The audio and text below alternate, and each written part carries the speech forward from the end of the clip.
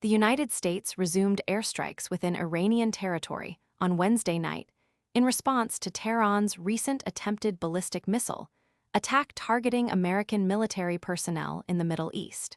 According to statements from U.S. Central Command, the strikes were intended as a decisive response to the preceding Iranian aggression. This development marks the first U.S. military action inside Iran since operations were temporarily halted by President Donald Trump the preceding Friday, following 13 consecutive nights of strikes in an effort to provide space for diplomatic engagement. Iran's subsequent missile launch disrupted the pause and reignited direct hostilities between the two states.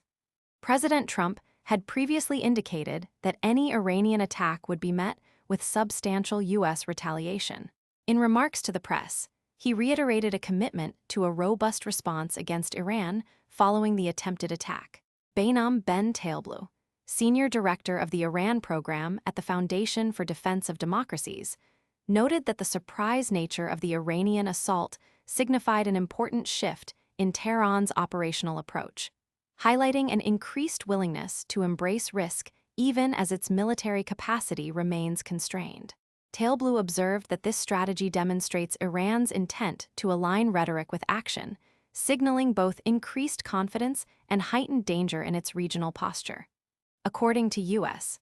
Central Command, the Islamic Revolutionary Guard Corps launched multiple ballistic missiles at American forces stationed in the region at approximately 5:45 p.m. Eastern Time on Tuesday.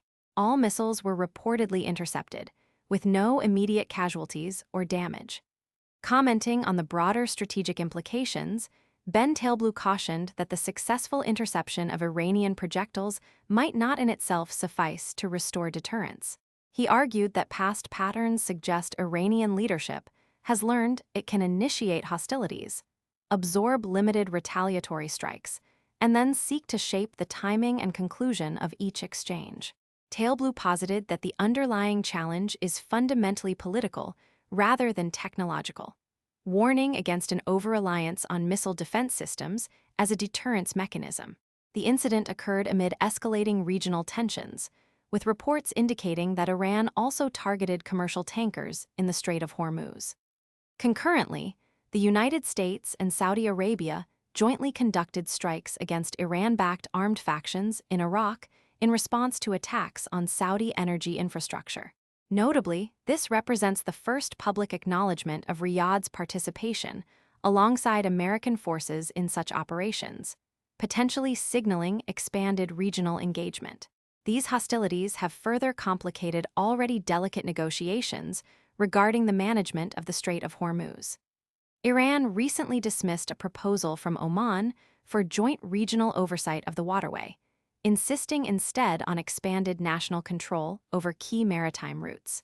The renewed exchanges follow an earlier, more lethal Iranian strike on U.S. forces stationed in Jordan, which resulted in the deaths of 2 American service members and multiple injuries.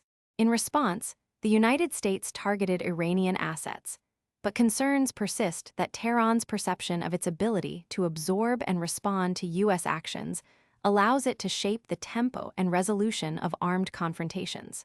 Ben Taleblu emphasized the necessity of a calculated U.S. response, advocating for readiness in anticipation of possible further Iranian counterattacks.